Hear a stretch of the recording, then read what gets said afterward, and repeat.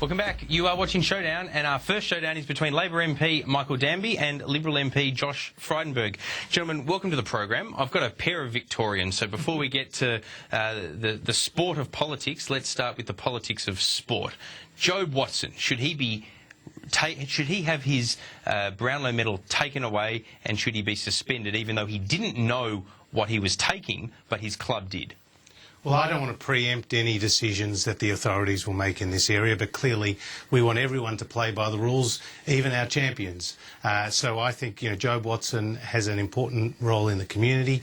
Many young kids look up to him, and he should always play by the rules. And I'm not an Essendon supporter, I'm a Carlton supporter, but it applies equally to both parties. You think he should play by the rules? Yeah, absolutely. You're sitting on the fence. What about you, Michael Danby? Come on. Whether it's Mr Milne, I'm a St Kilda supporter, or the said gentleman who took the injections without knowing what they were.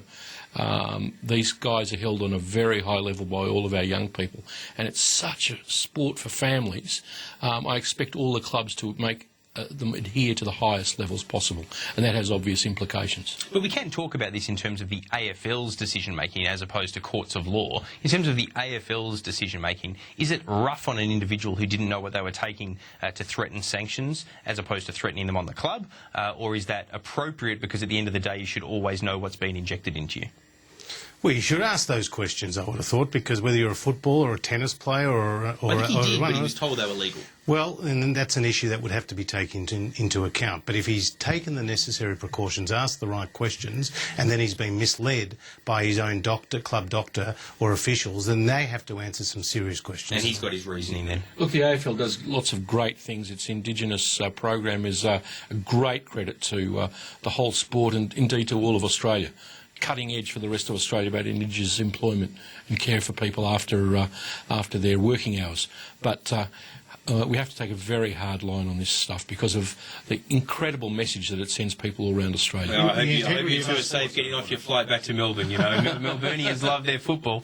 OK, let's move into the sport of politics. Michael Danby, do you think there will be a leadership showdown on the Labor side this week? I said on radio a couple of days ago, and I think one of the protagonists for Mr Rudd has taken this up, that I think there'll be some people who are enthusiasts of his who will get around the idea of there not being a contest for Mr Rudd initiated by himself by doing a petition where he can say that he didn't initiate it himself. I'd expect them to put up or shut up, but as Trish Crossan said on your program before, after Friday, this is all over.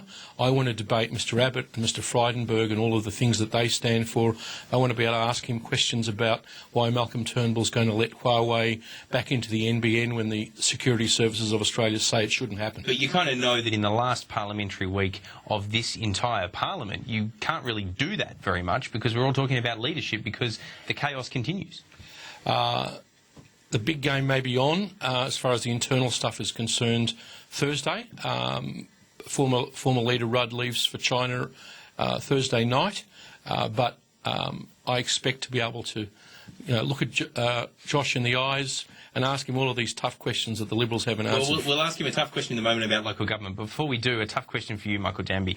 Honest answer, you're a straight shooter, so answer it to me straight. Would you rather risk losing your seat under Julia Gillard than survive and win it under Kevin Rudd? Because the polls tell us that he would do better than her. That's a false choice, Peter, and you know that. In Victoria, where despite the incredible media campaign and the coalition campaign against the Labor government, we're 51-49, and I just expect us to keep on fighting. The result will be a lot closer than you think under Prime Minister Gillard. But are you being fair to your colleagues in other states then? If as a Victorian MP, and by extension perhaps the likes of Bill Shorten, stick with the Prime Minister because you're okay in her home state, what about your colleagues in Queensland or your colleagues in Western Australia or indeed South Australia on these latest polls who look like they're about to be decimated? I've heard from people in South Australia that they expect the polls to improve after all of this internal leadership issue is over. So it's Rudd's fault? Well, whether it's Rudd's fault or not, you can track the fact that there are these internal discussions with us going down in the polls. It can't take place after Friday, and therefore things must improve. Never say never. I mean, we all remember back in 1983, I was just a boy, but we remember that Bill Hayden was the leader going into that election until Malcolm Fraser made his way to Yarralumla and the switch was on to Bob Hawke. You're just trying to stoke the tension all the way to a polling day. Well, Penny, can I just say, it's a bit damn rich. It's a bit damn rich of Michael Danby to come in here and say, look, at the end of this week we'll be able to get into the proper debate about policy and what's good for Australia. Because for the last 3 years, the Labor Party has been involved in this internal, unprecedented battle between Rudd and Gillard's forces. I mean, it's gone on for 3 years. The supporters of Julia Gillard have conducted a scorched earth policy where they've undermined Kevin at every opportunity. He's the Rudd supporters haven't exactly been seen to do nothing either. Well, he's out to get even. There's no doubt about that. He's out to get even. How many bills have got through? Well, how many bills have got through? It's an equality. How You many want to have bills that got through? debate? 500. Can I say 500. it's the quality of those bills, and we know You don't have to tell me that. I wrote about that on Saturday. Well, you agree with the quality Well, of it. You support the disability insurance scheme, don't you? Absolutely, it's a bipartisan commitment. You But can I just $29.5 billion to Hang the on, NBN? let me jump in. Josh, let me jump in on this one because you say it's about the quality, not the quantity, and I agree with that. I wrote about it on Saturday. But the Coalition have supported, through the Parliament, 87% of the bills that passed. Absolutely. So is the quality of 80% of their legislation good? Well, there are some good things that have That's not a actually bad got. hit rate. But if you look at what has happened in our workplaces with the re-regulation of the labour market, the increased power from the You're not unions to the changing right the of Fair entry, we're absolutely Not as much as you would like. Well, that's another issue. But we've put forward a really important group of policy ideas around industrial relations and workplace relations, particularly about reintroducing the Australian Building and Construction Commission and holding the unions to account with better governance and transparency. They're the things you'd that like we to want. go further, be honest. No. I'm very happy with the policies Tony's put out. I think they're going to make a real difference to productivity in the workplace, and I think actually they're going to wind back some of the union influence. But you'd which like we've to seen go grow. further. No, I'm not about to go further. You'd like to. No, I have said in the past that the Labor Party's re-regulation of the union movement, the fact that Bill Shorten, the former National Secretary of the AWU, is the Minister for Industrial Relations, and Kathy Jackson called him Dracula in charge of the blood bank as the former union head now running industrial relations, See, he's says it all. already running against Bill Shorten. We have 5% unemployment in Australia. 50% of young people in 50% of young people in Barcelona are unemployed. We have 3% economic growth, 3% inflation. But we know Barcelona, be fair. We're doing the best of any country in the world. Australia's a great country. What are you guys complaining about so much? The terrible strike level, or why do you want to take control of workplaces and reintroduce work choices, Josh? let me ask- Why? Michael Danby, let me ask you about It's not justified by the circumstances. Let me ask you about unemployment, because the government does like to crow about it being around 5%, and that is obviously low, particularly by world standards. But we are unique, 5.5, all right. But underemployment, according to the Australian Bureau of Statistics, is much higher. It's above 15%. Now, And youth unemployment. Underemployment, before you even get to youth unemployment, that's a concern, isn't it, in an economy? People who want to work more, closer to full-time, but can't. 15% of people. So are you saying that we should make sure that every young Australian who wants a job should be able to get it and it should be properly advertised for? Well, workplace Is this relations an argument for the change in the 457s? Workplace relations. Peter, you're making the arguments for me. Well, yeah, someone's got to help you guys out. Let's be honest. Let's have a debate anyone about that can help 457. out, you've got to get on board. But the issue is that workplace relations reform is not an unreasonable thing. It's a matter of whether they go too far, like Josh wants to, or whether they go down the path that Tony Abbott wants to. Well, Josh certainly wants to go too far. So does the young Turk element in the Liberal Party that will probably be dominant after the next election when they, to their surprise, lose.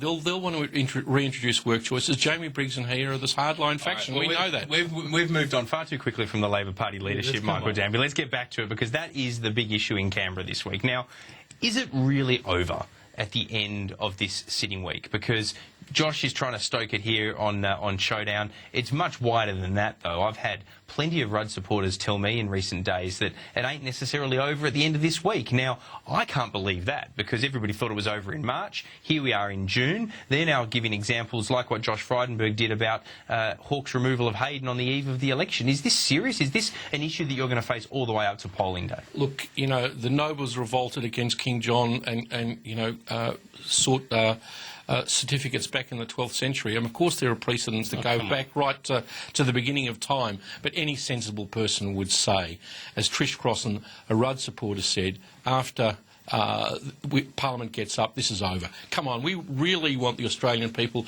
to be able to debate the hardline work choice policies of Jamie Briggs and Josh Frydenberg versus what Labor stands for. Peter, what's happening is that Michael and his colleagues are out there in their electorate hearing exactly the same message that we're hearing, and that is that the government has lost its way again.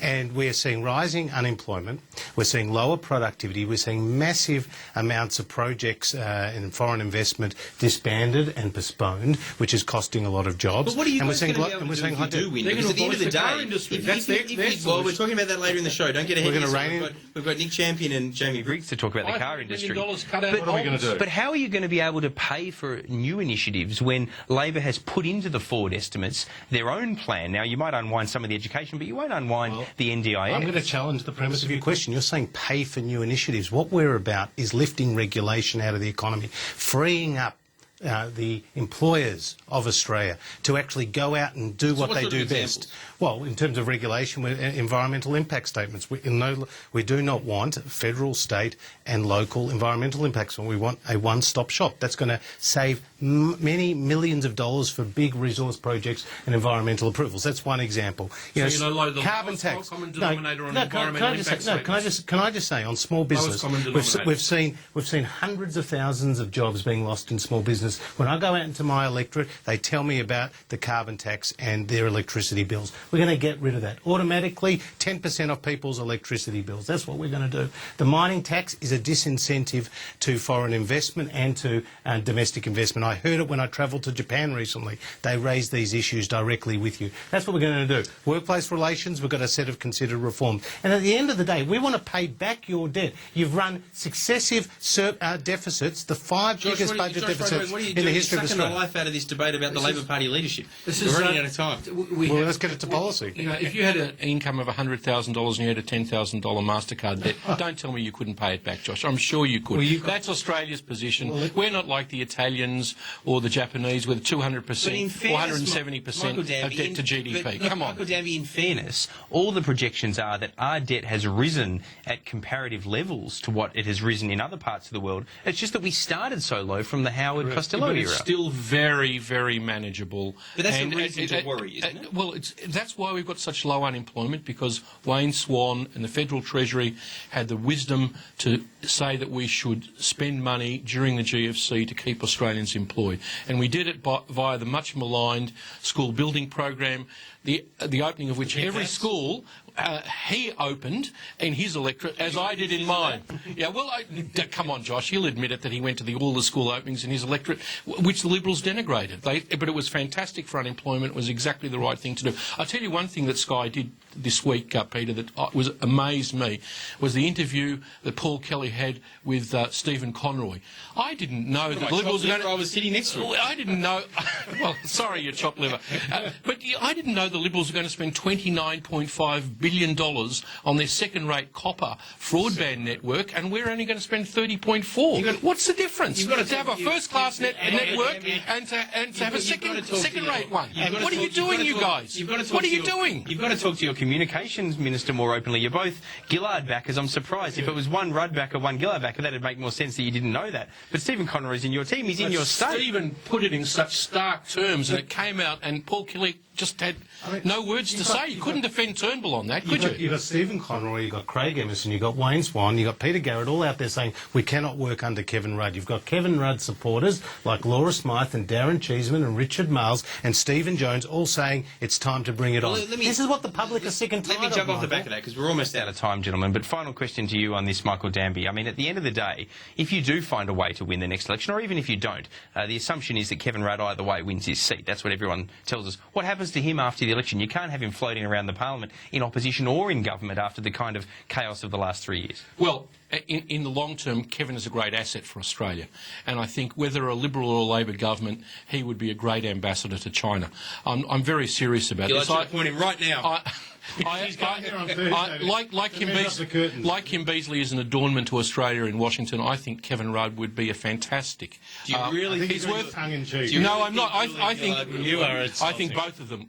Absolutely not.